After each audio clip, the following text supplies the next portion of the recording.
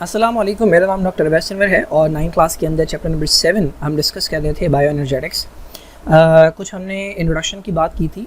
जो फोटोसिंथेसिस के दो रिएक्शंस हैं, लाइट रिएक्शन या लाइट डिपेंडेंट रिएक्शन और डार्क रिएक्शन या लाइट इंडिपेंडेंट रिएक्शन, इनको हमने सुपरफिशियली देखा था। अब थोड़ा सा डिटेल में से देख लेते हैं कि फोटोसिंथेसिस के अंदर एक्चुअली होता क्या है। वैसे इस लेवल के ऊपर इतनी ज़्यादा डिटेल दी नहीं गई है, बट खैर ना, पहला हमारे पास जो रिएक्शन है वो लाइट रिएक्शन या लाइट डिपेंडेंट रिएक्शन है। तो पहली चीज़ इसके बारे में हमने ये देखी थी कि ये डायरेक्टली लाइट की इन्वॉल्वमेंट में होता है और लाइट इसके अंदर डायरेक्टली इन्वॉल्व होती है। और सेकंड ये होता है थाइलाकॉइड के अंदर, या थाइलाकॉइड का जो ग्रुप होता है जिसे आप ग्रेनम का नाम देते हैं, उसमें होता है। जो चीज़ इसके अंदर यूटिलाइज होती है वो सनलाइट है और सनलाइट की एनर्जी को कैप्चर किया जाता है किसके अंदर, दो तरह के मॉलिक्यूल्स के अंदर, ATP के अंदर और NADPH2 के अंदर। और सेकंड चीज़ ये है कि इसके अंदर वाटर जो है वो स्प्लिट होता है, जिसमें से हाइड्रोजन और इलेक्ट्रॉन को रख लिया जाता है और ऑक्सीजन को लिबरेट कर दिया जाता है। तो लाइट रिएक्शन की टर्म यूज़ की जाती है बिकॉज लाइट जो है इस फेस के अंदर लाइट एनर्जी जो है वो कैप्चर की जाती है और उसे केमिकल एनर्जी में कन्वर्ट किया जाता है। इसी रिएक्शन के अंदर वाटर जो है उससे स्प्लिट किया जाता है, तो उससे ऑक्सीजन रिलीज़ होती है, हाइड्रोजन और इलेक्ट्रॉन निकलते हैं। हाइड्रोजन और इलेक्ट्रॉन को रख लिया जाता है, जबकि वाटर को जो है वो रिलीज़ कर दिया जाता है। तो ये वाटर की जो स्प्लिटिंग है लाइट की मौजूदगी में, इसको फोटोलाइसिस कहता है। ऑक्सीजन जो रिलीज़ होती है, जो प्रोड्यूस होती है, उसे रिलीज़ कर दिया जाता है एनवायरनमेंट के अंदर, और हाइड्रोजन जो है कार्बन डाइऑक्साइड के साथ मिलाकर ग्लूकोज बनाया जाता है। तो ग्लूकोज के अंदर C6H12 और O6 है ना, ठीक है। तो कार्बन इसके अंदर मौजूद है, कार्बन डाइऑक्साइड में ऑक्सीजन मौजूद है, तो ये हाइड्रोजन जो आ रहा है ये वाटर से आ रहा है। अच्छा, क्लोरोप्लास्ट के अंदर डिफरेंट पिगमेंट्स होते हैं। मैंने बताया था पिगमेंट वो मॉलिक्यूल है जो लाइट को एब्जॉर्ब कर सकते हैं। तो डिफरेंट तरह के पिगमेंट्स इसके अंदर मौजूद होते हैं जो कि डिफरेंट वेवलेंथ की लाइट को एब्जॉर्ब करते हैं। आपको पता है कि लाइट के अंदर जो 7 कलर्स होते हैं वो अपनी वेवलेंथ की बेस के ऊपर होता है। वेवलेंथ क्या होती है, तो जो लाइट है, जो वेव्स होते हैं, उनके अंदर एक क्रेस्ट होता है और एक ट्रफ होता है। तो दो क्रेस्ट के दरमियान का जो डिस्टेंस होता है वो वेवलेंथ कहलाता है। तो ये बड़ा भी हो सकता है, ये छोटा भी हो सकता है। इसकी बेसिस के ऊपर लाइट के डिफरेंट कलर्स होता है। तो डिफरेंट वेवलेंथ की लाइट को एब्जॉर्ब करने के लिए डिफरेंट पिगमेंट्स जो है वो मौजूद होते हैं, जिसमें से मेन जो है वो क्लोरोफिल है। क्लोरोफिल मेन मॉलिक्यूल है जो कि लाइट को कैप्चर करता है। ये एब्जॉर्ब कर सकता है वायलेट को, ब्लू लाइट को और रेड लाइट को। ये रिफ्लेक्ट करता है ग्रीन को, एंड दैट इज़ वाई वो ग्रीन लाइट हमारी आंखों में जाती है और ये हमें ग्रीन नज़र आता है। तो जो भी चीज़ आपको जैसी नज़र आती है वो एक्चुअली लाइट का वो कलर रिफ्लेक्ट कर रहा होता है, एब्जॉर्ब नहीं कर रहा होता। तो थाइलाकॉइड मेम्ब्रेन के अंदर जो है वो ये पिगमेंट्स मौजूद होते हैं। इसके अलावा कुछ और मॉलिक्यूल्स होते हैं जिन्हें हम इलेक्ट्रॉन कैरियर मॉलिक्यूल्स का नाम देते हैं। ये सारे मिलकर जो है ये एक तरह का सिस्टम बनाते हैं जिसे हम कहते हैं फोटो सिस्टम। तो ये फोटो सिस्टम जो है बेसिकली बुनियाद है, ठीक है। इसके अलावा भी कुछ कैरियर मॉलिक्यूल्स होते हैं जो कि मेम्ब्रेन के अंदर मौजूद होता है। तो थाइलाकॉइड के अंदर इनकी 1000 ऑफ कॉपीज़ होती हैं। हमारे पास फोटो सिस्टम दो तरह का होता है, एक को हम फोटो सिस्टम 1 का नाम देते हैं और एक को हम फोटो सिस्टम 2 का नाम देते हैं। तो यहाँ पर इन्होंने डायग्राम के ज़रिए जो है वो रिप्रेजेंट करने की कोशिश की है। अच्छा, हर फोटो सिस्टम के अंदर 2 पार्ट्स इन्होंने बताए हैं। एक पार्ट वो होता है जिसको आप कहते हैं लाइट हार्वेस्टिंग कॉम्प्लेक्स, यानी ये वो पार्ट है जो कि लाइट को एब्जॉर्ब करेगा, और दूसरा पार्ट वो होता है जिसको आप कहते हैं इलेक्ट्रॉन ट्रांसपोर्ट सिस्टम, यानी ये वो पार्ट है जो इलेक्ट्रॉन को एक जगह से दूसरी जगह ट्रांसफ़र करेगा। तो देखिए लाइट रिएक्शन के अंदर होता क्या है। ये आपके पास एक फोटो सिस्टम है जिसका नाम है फोटो सिस्टम 2, और ये आपके पास दूसरा फोटो सिस्टम है जिसका नाम है फोटो सिस्टम 1, ठीक है। अच्छा, यहाँ से फोटो सिस्टम 2 के ऊपर पड़ती है लाइट और फोटो सिस्टम 1 के ऊपर भी पड़ती है लाइट। आपको पता है जब लाइट पड़ेगी यहाँ पे तो इसके अंदर जो क्लोरोफिल के मॉलिक्यूल्स हैं वो लाइट को एब्जॉर्ब करेंगे, और लाइट के अंदर लाइट के अंदर एनर्जी होती है। तो वो एनर्जी जब एब्जॉर्ब करेंगे तो उनके जो इलेक्ट्रॉन्स हैं वो रिलीज़ होने लगेंगे, वो भागने लगेंगे, एटम से जो है वो भागने लगेंगे। इसको हम कहते हैं इलेक्ट्रॉन जो है वो ग्राउंड स्टेट से एक्साइटेड स्टेट के अंदर आ जाता है। जैसे किसी के पास बहुत ज़्यादा पैसे आ जाते हैं तो वो चौड़ा होने लगता है, हवा में उड़ने लगता है। बिल्कुल इसी तरह से इलेक्ट्रॉन के पास जब बहुत ज़्यादा एनर्जी आ जाती है तो वो हवा में उड़ने लगता है। तो फोटो सिस्टम 2 से जो है ना वो इलेक्ट्रॉन्स रिलीज़ होते हैं यहाँ पे, ठीक है। फोटो सिस्टम ये जो शो किया जा रहा है ये इलेक्ट्रॉन्स है। तो जब लाइट पड़ती है तो वो एनर्जी एब्जॉर्ब करके ये इलेक्ट्रॉन यहाँ से रिलीज़ होता है।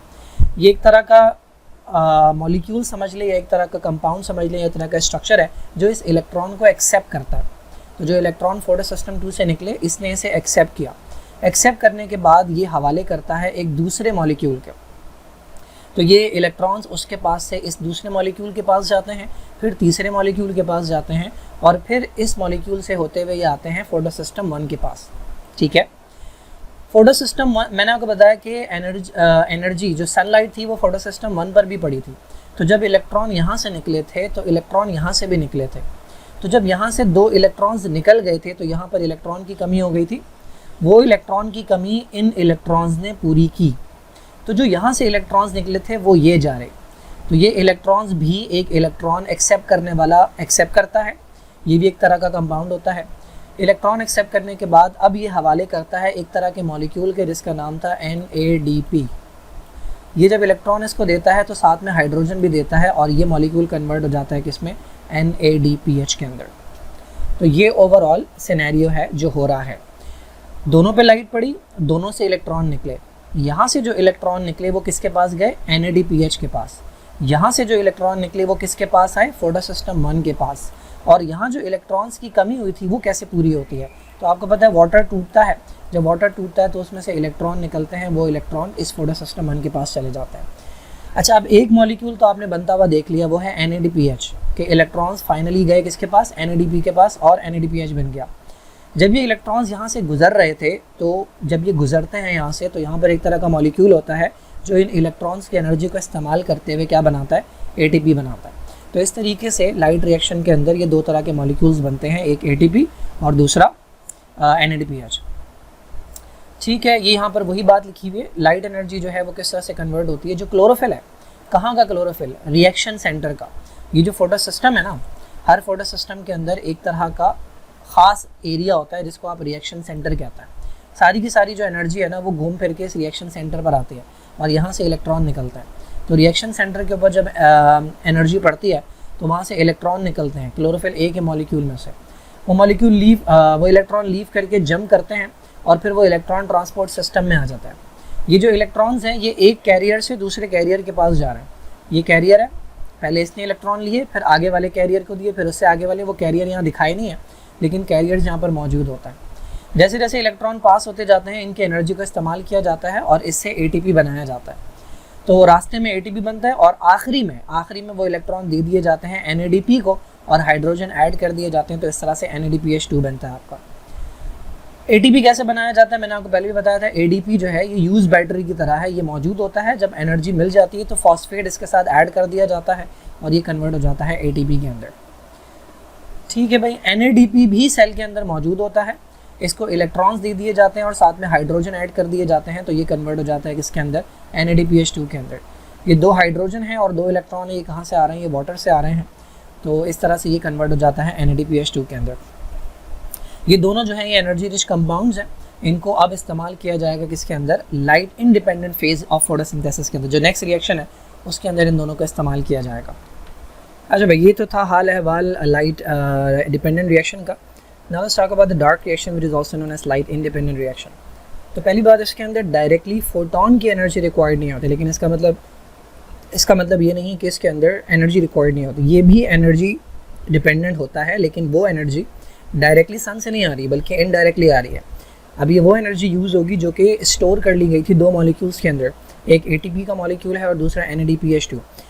ये रिएक्शन भी दिन के वक्त ही होता है। यूजुअली डार्क रिएक्शन से स्टूडेंट के माइंड में आता है कि शायद रात को होता हो, लेकिन पूरा फोटोसिंथेसिस जो है वो दिन के वक्त होता है। दोनों रिएक्शंस जो हैं वो दिन के वक्त होते हैं, लेकिन एक रिएक्शन के अंदर लाइट जो है वो डायरेक्टली यूज़ हो रही थी एनर्जी देने के लिए, और इस रिएक्शन के अंदर लाइट इनडायरेक्टली यूज़ होगी, यानी उसकी एनर्जी ऑलरेडी स्टोर करके रख ली है। जिस तरह के इलेक्ट्रिक से आने वाली बिजली जो है उसको आप UPS के अंदर स्टोर कर लेते हैं और फिर बाद में उसे यूटिलाइज़ करते हैं। तो होती वो वही एनर्जी है जो सन से आई, जो के इलेक्ट्रिक से आई होती है, लेकिन वो डायरेक्टली नहीं होती। अच्छा, अब ये रिएक्शन जो है ये स्ट्रोमा के अंदर होता है, ये थाइलाकॉइड के अंदर नहीं होता। और इसके अंदर होता ये है कि इन दोनों मॉलिक्यूल्स की एनर्जी को यूटिलाइज़ करते हुए कार्बन डाइऑक्साइड को जो है वो कंबाइन करवाया जाता है कार्बन डाइऑक्साइड को कंबाइन करवाया जाता है हाइड्रोजन और इलेक्ट्रॉन के साथ, जो कि वाटर से आए थे, और इसके नतीजे में ग्लूकोज बनाया जाता है। अच्छा, इसके अंदर एक साइक्लिक प्रोसेस होता है। ये मैंने बताया था कि लाइट डिपेंडेंट रिएक्शन जो था वो नॉन साइक्लिक था, लेकिन ये एक साइक्लिक प्रोसेस है। इसमें एक पूरी साइकिल चल रही होती है जिसमें कहानी जहाँ से स्टार्ट होती है घूम फिर कर वहीं आ जाती है। इस साइकिल को हम कैल्विन बेंसन साइकिल कहते हैं, ये उन 2 लोगों के नाम है। और दूसरा, इस साइकिल को हम C3 साइकिल भी कहते हैं। होता ये है कि हमारे पास एक तरह के प्लांट्स होते हैं कि जिनके अंदर जब ये साइकिल चलती है तो जो पहला मॉलिक्यूल बनता है उसमें 3 कार्बन होते हैं। तो ऐसे प्लांट्स को हम C3 प्लांट्स कहते हैं। तो उन्हीं में ये साइकिल डिस्कवर हुई थी। तो इसी वजह से इसे C3 साइकिल भी कहते हैं। एक और तरह के प्लांट्स होते हैं कि जिनके अंदर जब ये साइकिल चलती है तो पहला जो प्रोडक्ट बनता है तो वो 4 कार्बन वाला होता है, तो वो C4 प्लांट्स कहलाते हैं। खैर वो अभी बुक का हिस्सा नहीं है, तो ये C3 साइकिल भी कहलाती है। अब C3 साइकिल के अंदर क्या क्या रिक्वायरमेंट होती हैं, तो सबसे पहली रिक्वायरमेंट तो कार्बन डाइऑक्साइड है। नॉर्मली कार्बन डाइऑक्साइड का मेजर हिस्सा जो आता है वो एनवायरनमेंट से आता है, हवा में से कार्बन डाइऑक्साइड को अब्जॉर्ब किया जाता है, लेकिन कुछ कार्बन डाइऑक्साइड जो है वो रेस्पिरेशन से भी आते हैं। आपको पता है रेस्पिरेशन जब होती है तो ग्लूकोज को तोड़ा जाता है ऑक्सीजन की मौजूदगी में, और इसके नतीजे में कार्बन डाइऑक्साइड बनती है और वाटर है। तो प्लांट्स के अंदर भी रेस्पिरेशन होती है, जाहिर है जब तक रेस्पिरेशन नहीं होगी तो एनर्जी प्रोड्यूस नहीं होगी। तो ये जो कार्बन डाइऑक्साइड निकल रही है प्लांट्स के अंदर, इसको भी यूटिलाइज करते हैं। हम तो एक्सहेल कर देते हैं, बॉडी के बाहर निकाल देते हैं, बट प्लांट्स जो हैं वो इस कार्बन डाइऑक्साइड को भी फोटोसिंथेसिस के लिए यूज़ करते हैं। दूसरा, कार्बन डाइऑक्साइड को कैप्चर करवाने के लिए एक तरह का मॉलिक्यूल होता है जो 5 कार्बन वाला कंपाउंड होता है। तो ये 5 कार्बन वाला कार्बोहाइड्रेट चाहिए होता है, इसका नाम होता है राइबोलोज बाइफॉस्फेट। ठीक है, तो ये एक कंपाउंड होता है जिसके साथ कार्बन डाइऑक्साइड को जोड़ा जाता है, तो ये चाहिए होता है। इसका नाम है राइबोलोज बाइफॉस्फेट, और ये एक कार्बोहाइड्रेट है जिसके अंदर 5 कार्बन है, तो इसकी वजह से इसे पेंटोज शुगर कहता है। इसके अलावा एंजाइम्स चाहिए होते हैं। जो भी रिएक्शंस यहाँ पर परफॉर्म होंगे वो किसी न किसी एंजाइम की मदद से होते हैं, तो वो एंजाइम्स रिक्वायर्ड होते हैं। और फिर एनर्जी चाहिए होती है, जिसके लिए ATP और NADPH2 आपके पास मौजूद है, जो कहाँ से आए थे, जो लाइट डिपेंडेंट रिएक्शन का प्रोडक्ट थे। तो इस तरह से होता है डार्क रिएक्शन। इसकी डिटेल है काफ़ी, लेकिन बुक के अंदर नहीं दी हुई, तो हम उसे स्किप करेंगे। अब आ जाते हैं लिमिटिंग फैक्टर के ऊपर। लिमिटिंग फैक्टर वो है जो कि आपके इस अमल को, इस प्रोसेस को जो है वो रोकेगा या रोकने की कोशिश करेगा। तो जो भी कोई भी बायोकेमिकल रिएक्शन होता है उसके अंदर कोई ना कोई लिमिटिंग फैक्टर जो है वो मौजूद होता है। फॉर एग्जांपल, आप अगर A और B को मिला रहे हैं और उसके नतीजे में C बन रहा है, तो एक मॉलिक्यूल A का चाहिए, एक मॉलिक्यूल B का चाहिए, ताकि आप बना सकें एक मॉलिक्यूल C का। अब मान लें कि आपके पास 100 मॉलिक्यूल A के मौजूद है, लेकिन 50 मॉलिक्यूल जो है वो B के मौजूद है, तो आप सिर्फ 50 मॉलिक्यूल बना सकते हैं C के। क्यों? क्योंकि आपके पास B जो है वो कम है। तो इस रिएक्शन को लिमिट करने वाली जो चीज़ है वो B की क्वांटिटी है, तो B जो है वो यहाँ पर लिमिटिंग फैक्टर है। तो इसी तरह से डिफरेंट रिएक्शंस के अंदर डिफरेंट फैक्टर्स होते हैं जो कि रिएक्शन को लिमिट करते हैं, तो वो लिमिटिंग फैक्टर्स कहलाते हैं। ठीक है, फॉर एग्जाम्पल आप लाइट इंटेंसिटी की बात करें, लो लाइट, अगर लाइट की इंटेंसिटी लो है तो रेट ऑफ फोटोसिंथेसिस जो है वो इंक्रीज़ करता है कंटिन्यूसली, लेकिन हाई लाइट इंटेंसिटी के ऊपर रेट ऑफ रिएक्शन जो है, रेट ऑफ फोटोसिंथेसिस कांस्टेंट हो जाता है। यानी लाइट की इंटेंसिटी अगर लो है तो रेट ऑफ रिएक्शन बढ़ता जाएगा जैसे जैसे लाइट की इंटेंसिटी बढ़ती जाएगी, बट बहुत हाई लाइट इंटेंसिटी के ऊपर जो है वो रिएक्शन कांस्टेंट हो जाएगा, उसके बाद फर्दर इंक्रीज़ नहीं हो सकता। तो लाइट इंटेंसिटी एक चीज़ हो गई, कार्बन डाइऑक्साइड की कॉन्सेंट्रेशन दूसरी चीज़ हो गई, टेम्परेचर तीसरी चीज़ हो गई। इनमें से ये सारी चीज़ें जो है वो लिमिटिंग फैक्टर के तौर पर बिहेव कर सकते हैं। तो यहाँ पर लाइट इंटेंसिटी और फोटोसिंथेसिस की जो स्पीड है उसका एक कंपैरिजन इन्होंने दिया हुआ है। तो इस पॉइंट के ऊपर अगर आप देखें तो लाइट की इंटेंसिटी जो है वो इतनी है और रेट ऑफ रिएक्शन जो है वो इतना है। इस पॉइंट के ऊपर लाइट की इंटेंसिटी जो है वो लिमिट कर रही है फोटोसिंथेसिस को। उसके बाद आपने क्या किया, ये जो नेक्स्ट कंडीशन है A, इसके अंदर आपने क्या किया, जो लाइट की इंटेंसिटी थी वो थोड़ी सी बढ़ाई, इसके अलावा जो टेम्परेचर है वो मॉडरेट कर दिया। मॉडरेट का मतलब 20 से 30 डिग्री के करीब जो है वो टेम्परेचर कर दिया। तो जब आपने ये दोनों कंडीशंस दी तो फोटोसिंथेसिस क्या हुआ, फोटोसिंथेसिस इंक्रीज़ हुआ, ठीक है। लेकिन एक पॉइंट के बाद जाकर फोटोसिंथेसिस जो है वो क्या हो गया, उसका रेट रुक गया, ठीक है। इस पॉइंट के बाद जाके ये बिल्कुल फ्लैट हो गया, ये ऊपर की तरफ नहीं जा रहा बल्कि ये फ्लैट हो गया। इसका मतलब रेट फर्दर बढ़ नहीं रहा। तो यहाँ पर लिमिटिंग फैक्टर क्या है, लाइट लिमिटिंग फैक्टर नहीं है, यहाँ पर टेम्परेचर भी लिमिटिंग फैक्टर नहीं है, यहाँ पर जो कार्बन डाइऑक्साइड की कॉन्सेंट्रेशन है वो लिमिटिंग फैक्टर है, क्योंकि 0.05 कार्बन डाइऑक्साइड की कॉन्सेंट्रेशन है, तो ये लिमिट कर रही है क्योंकि कार्बन डाइऑक्साइड कम है। इसी कंडीशन के अंदर 20 डिग्री सेल्सियस के ऊपर और 20 डिग्री सेल्सियस के ऊपर जब आपने कार्बन डाइऑक्साइड की कॉन्सेंट्रेशन बढ़ा दी, यानी 0.05 से 0.16% कार्बन डाइऑक्साइड की कॉन्सेंट्रेशन कर दी, तो अब देखें फोटोसिंथेसिस का रेट जो है वो पहले से बढ़ गया। उसी लाइट इंटेंसिटी के ऊपर अगर आप देखें तो फोटोसिंथेसिस का जो रेट है वो बढ़ गया। लेकिन अगेन एक पॉइंट के ऊपर आकर फोटोसिंथेसिस का रेट जो है वो दोबारा से क्या हो गया, वो दोबारा से कांस्टेंट हो गया। इसके बाद थर्ड एक्सपेरिमेंट के अंदर आपने कार्बन डाइऑक्साइड की कॉन्सेंट्रेशन को सेम रखा, लेकिन अब की बार टेम्परेचर थोड़ा सा बढ़ा दिया, तो देखिए रेट ऑफ रिएक्शन जो है फोटोसिंथेसिस की जो स्पीड है वो बढ़ गई। तो डिफरेंट कंडीशंस के अंदर डिफरेंट फैक्टर्स जो हैं वो लिमिटिंग फैक्टर के तौर पर बिहेव कर सकते हैं। कार्बन डाइऑक्साइड भी लिमिटिंग फैक्टर के तौर पर बिहेव कर सकती है, टेम्परेचर भी लिमिटिंग फैक्टर के तौर पर बिहेव कर सकते हैं, और लाइट इंटेंसिटी भी। ये तीनों हैं जो फोटोसिंथेसिस के रेट को जो है वो मुतासिर कर सकते हैं। तो आपको तीनों को जो है वो एडजस्ट करना पड़ेगा। तो यही बात मैंने बताई कि पॉइंट Z जो है ग्राफ के ऊपर, वहाँ पे लाइट इंटेंसिटी जो है वो लिमिट कर रही थी, लाइट की इंटेंसिटी खाली थी जो कि लिमिट कर रही थी। उसके बाद पॉइंट B के ऊपर जो है वो लाइट की इंटेंसिटी आपने इंक्रीज़ की, ब्राइट लाइट कर दी, मॉडरेट टेम्परेचर किया, और उस पॉइंट के ऊपर कार्बन डाइऑक्साइड की जो कॉन्सेंट्रेशन थी एयर के अंदर वो लिमिटिंग फैक्टर बन गई, क्योंकि कार्बन डाइऑक्साइड की कॉन्सेंट्रेशन बहुत कम थी। फिर ऊपर वाले पॉइंट के ऊपर कार्बन डाइऑक्साइड की कॉन्सेंट्रेशन बढ़ा दी, तो जो रेट ऑफ फोटोसिंथेसिस है वो हाई हो गया। तो तीनों में से कोई भी चीज़ जो है वो लिमिटिंग फैक्टर के तौर पर बिहेव कर सकती है। This is it. यहाँ पर जो आपका फोटोसिंथेसिस का टॉपिक है वो अख्ताम पज़ीर होता है। इसके बाद इस चैप्टर के अंदर रेस्पिरेशन का टॉपिक रह गया, वो इंशाल्लाह नेक्स्ट वीडियो के अंदर हम कवर करेंगे।